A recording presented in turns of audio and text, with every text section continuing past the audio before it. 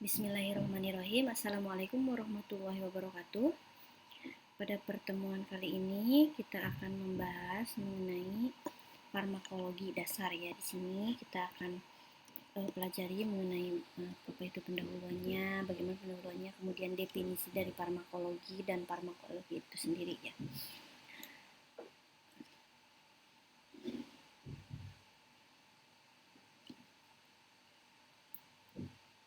Nah, di sini tujuan belajar farmakologi itu untuk mahasiswa itu sendiri itu untuk apa? Nah, di sini farmakologi itu bertujuan yaitu untuk memberikan bekal kemampuan kepada mahasiswa tentang ilmu mengenai obat.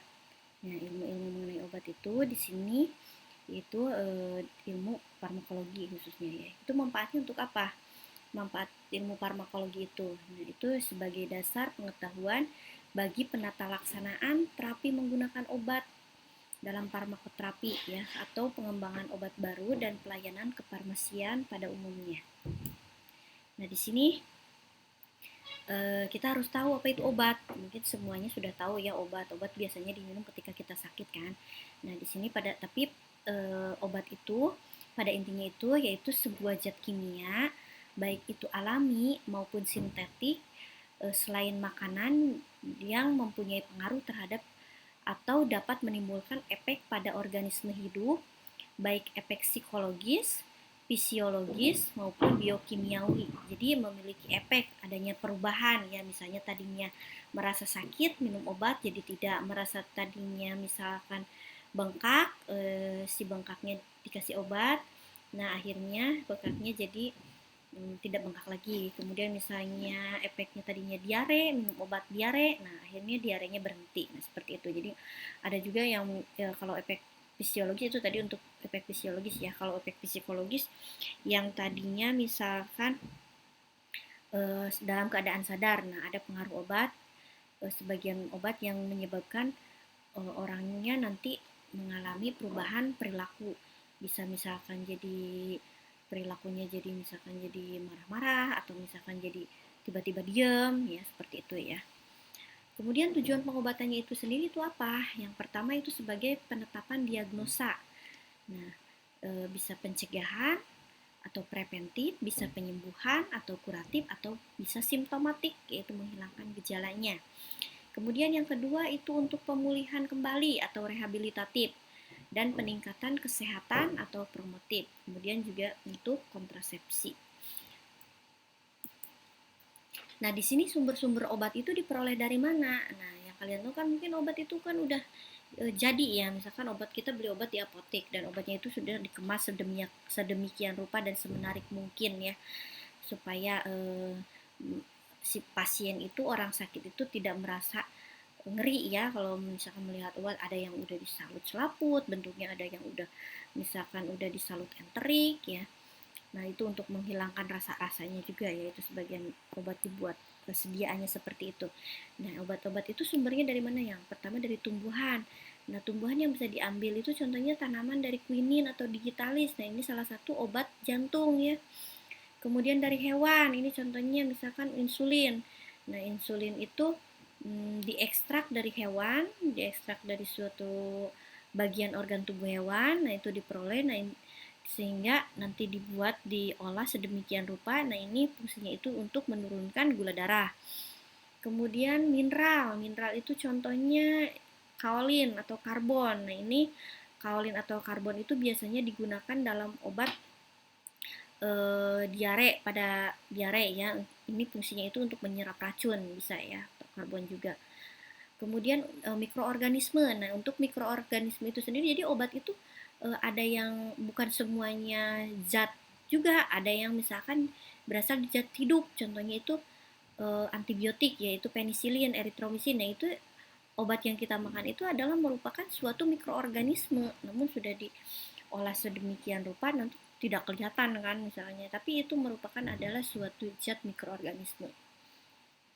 Kemudian sintesis kimiawi. Nah, ini kalau sintesis itu sudah dimodifikasi sedemikian rupa, dibuat seperti sama dengan aslinya. Nah, itu contohnya aspirin, paracetamol ya. Kemudian ada yang dengan proses bioteknologi, yaitu dengan menggunakan teknologi itu, contohnya itu interferon, hormon, growth factor. Nah, ini modifikasi sel biasanya ini ya. Selanjutnya definisi farmakologi itu sendiri. Nah, di sini adalah ilmu tentang obat, farmakon dan logos ya, berasal dari dua kata yaitu farmakon dan logos. Kemudian ilmu yang mempelajari interaksi obat dengan organisme hidup. Ada yang mendefinisikan berikut ya. Kemudian ada juga definisi lain yaitu studi terintegrasi tentang sifat-sifat zat kimia dan organisme hidup serta segala aspek interaksinya. Nah, di sini semula merupakan bagian dari ilmu fisiologi kedokteran. Jadi farmakologi itu merupakan bagian dari ilmu fisiologi kedokteran. Nah, kemudian menjadi cabang ilmu kedokteran yang mandiri pada tahun 1907, kemudian mendukung pelayanan kefarmasian, dan sekarang itu farmakologi itu khusus untuk farmasis. Nah, kita lihat sejarah ilmu farmakologi itu sendiri. Nah, itu dibagi menjadi dua periode. Yang pertama itu ada periode kuno sebelum tahun 1700. Nah, ini ditandai dengan observasi empirik penggunaan obat. Nah, dapat dilihat di Materia Medica. Jadi Materia Medica itu sebuah buku yang di dalamnya merupakan kumpulan nama-nama tumbuhan dan kandungan zat aktif dari tumbuhan itu sendiri yang bisa berkhasiat sebagai obat. Kemudian ada catatan tertua yang dijumpai pada pengobatan Cina dan Mesir. Kemudian Claudius Galen pada 129 sampai 2000 abad sebelum Masehi itu orang yang pertama mengenalkan bahwa teori pengalaman empirik itu berkontribusi seimbang dengan penggunaan obat. Jadi empirik itu secara turun-temurun ya. Kemudian menurut Theophratus von Hohenheim, nah itu dan Paracelsus, nah itu mengatakan all things are poison, nothing is without poison. The dose alone cause a thing not to be poison. Jadi suatu zat itu bisa bersifat racun dan bisa juga jika berada pada dosis tertentu. Nah, dan juga tidak bisa menjadi racun atau tidak bisa menjadi obat jika dosisnya kurang pada takaran tertentu. Nah, nanti dijelaskan ya. Nanti ada yang disebutnya jendela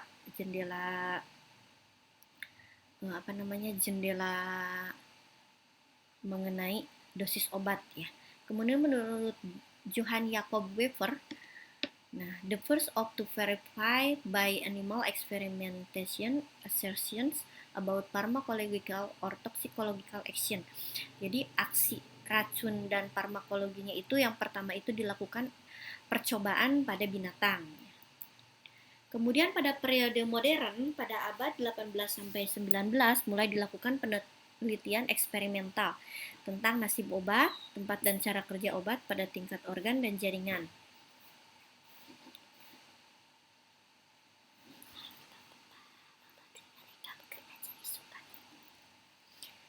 Yang pertama Rudolf Buchheim yang mendirikan the first Institute Pharmacology di the University of Dorpat.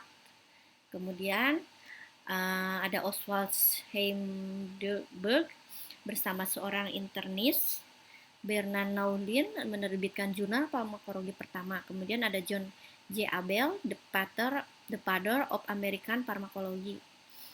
Nah, kemudian di sini sampai akhir abad 19 obat-obatan berasal dari produk alam berupa tanaman baik itu kering maupun segar. Nah, yang pertama itu diolah, dikeringkan, bisa direndam di dalam alkohol atau minyak tumbuhan.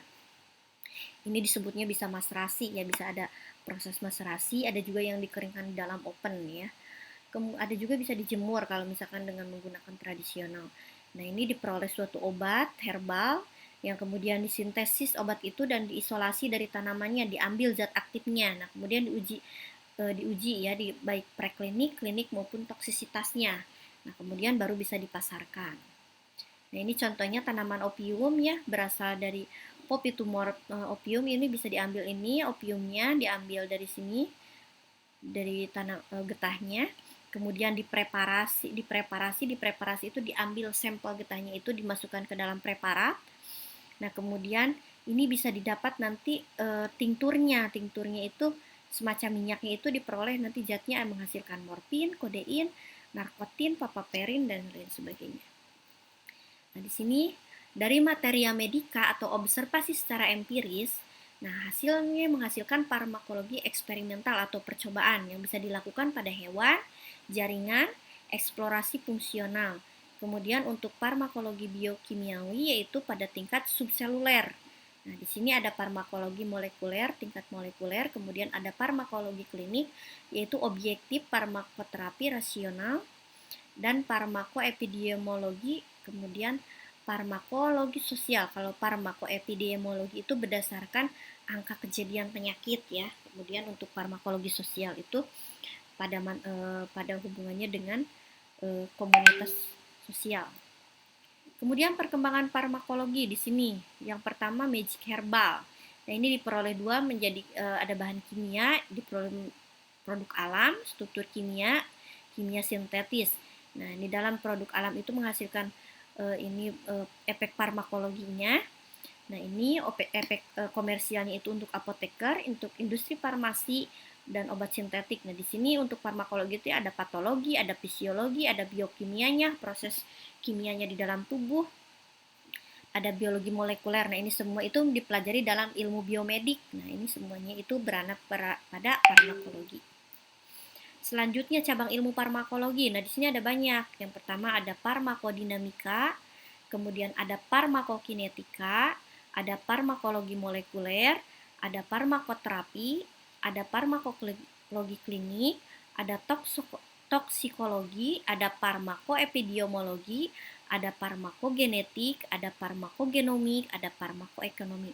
Nah, ini semuanya merupakan cabang-cabang dari ilmu farmakologi. Ini salah satunya misalkan farmakodinamik, itu adalah misalkan yang mempelajari obat dalam proses perubahan kimianya ya. Kemudian misalkan ada farmakoterapi yang mempelajari obat mengenai terapinya bagaimana ya, seperti apa. Nanti ini bisa dipelajari, dicari definisinya dan pengertiannya sendiri ya.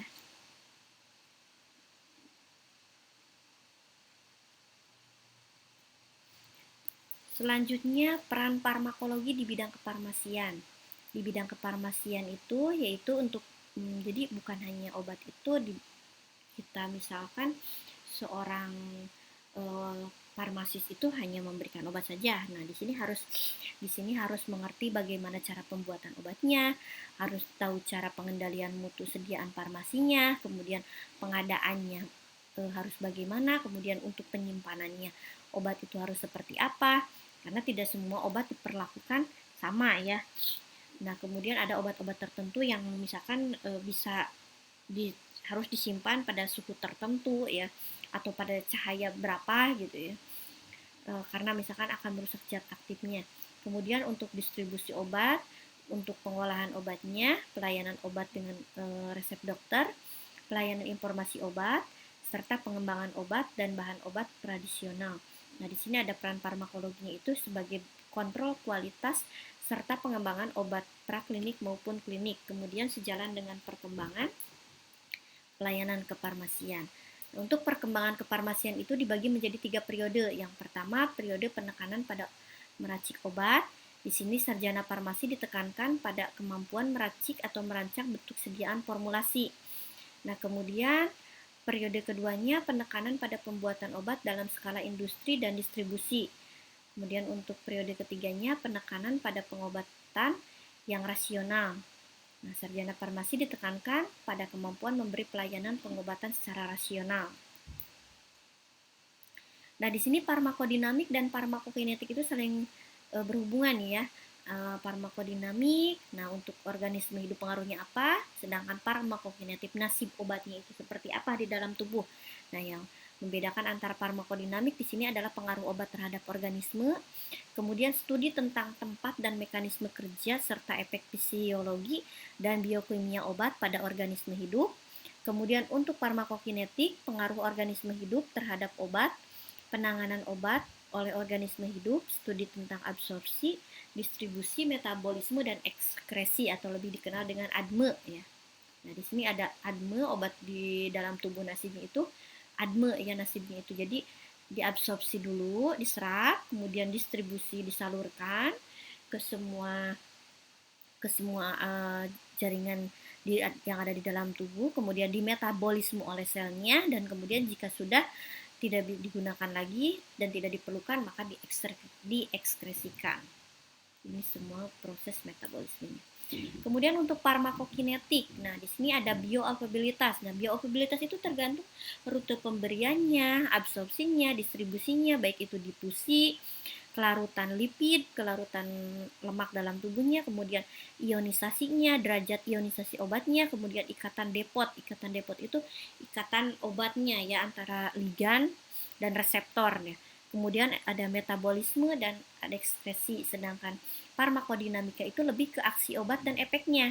Nah, untuk aksi obat itu di reseptor itu terjadi hubungan antara dosis dan respon. Nah, kemudian terjadi antagonisme.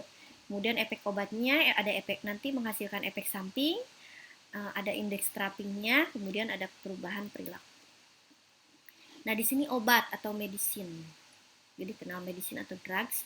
Yang pertama itu memiliki sifat alami obat. Sifat alami obat itu di sini ada yang padat seperti aspirin dan atropin, ada yang cair seperti nikotin dan etanol, ada yang gas seperti natrium dioksida NO2 ya. Kemudian menentukan cara pemberian obat terbaik. Maaf, tadi bukan natrium dioksida tapi merupakan nitrogen dioksida.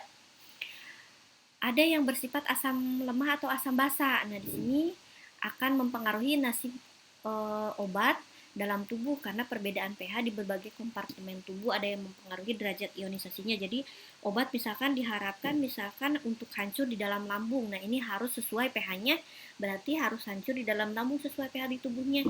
Nah, kemudian ada ukuran obat. Nah, ukuran obat sangat bervariasi dari yang sangat kecil, contohnya litium dengan berat molekul 7 sampai sangat besar, contohnya alteplase, protein dengan berat molekul 59.000 ya. Rata-rata berat molekul itu kisaran antara 100 sampai 1000. Nah, di sini akan mempengaruhi kemampuan berikatan dengan reseptor untuk mencapai tempat aksinya. Kemudian ada bentuk obat. Nah, harus fit dengan reseptornya seperti kunci dan gembok. Jadi sifatnya itu key and lock ya. Jadi misalkan tidak akan berikatan kalau misalkan bukan dengan pasangannya ya. Mungkin itu yang bisa disampaikan pada pertemuan kali ini. Wabillahi taufik wal hidayah. Wassalamualaikum warahmatullahi wabarakatuh. Terima kasih.